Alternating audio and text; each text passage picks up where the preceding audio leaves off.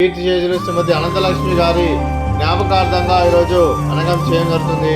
అలాగే కీర్తి చేసిన శ్రీమతి అనంతలక్ష్మి గారికి వారి జ్ఞాపకార్థంగా వారికి నివాళులు శ్రద్ధాంజలి ఘటిస్తూ వారి పవిత్ర ఆత్మకు శాంతి కలను కోరుకుంటూ స్వర్గభావి చెందిన మనసారా కోరుకుంటూ నమస్సుమాంజలి. అన్నదాత అన్నదాత సుఖీ భవ సుఖీ భవ సుఖీ భవ సుఖీ భవ